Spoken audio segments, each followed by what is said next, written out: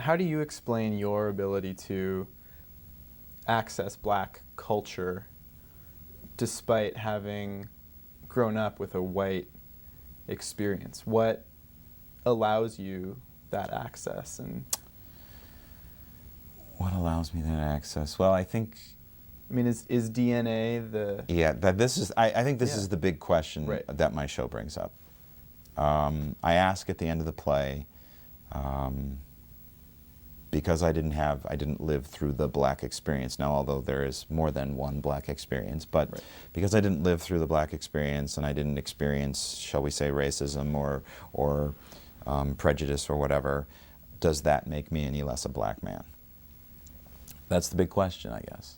What makes us who we are? Is it the color of your skin? Is it your heritage? Is it your culture? Is it your family? Is it what you were taught? Is it how you were raised? I'm asking all those questions sort of at the end of the show to provoke people to think about that. I had a situation the other day. After the show,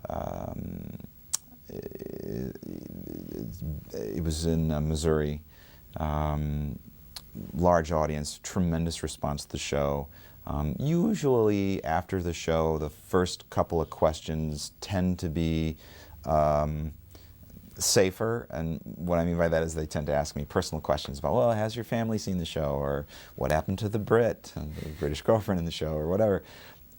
First question out of the box, young white woman in the front row, her hand shot up, and usually that's unusual too, because usually people are a little more shy about asking questions and it takes a while, and then once the ball starts to roll, then the hands are up all over the place. Her hand shot right up, and she said, I'm wondering if you can help me understand and help talk about the situation. She said, I have been living in America for a while now. I don't know if she said a few years or whatever, but she said, I am from Pretoria, South Africa. Essentially, I am African American. But she's white. So this begs the question, what is an African American? Which also happens to be a question that was asked of me by a young black boy in the Bahamas. I did the show at a number of different venues at an island in the Bahamas called Abaco.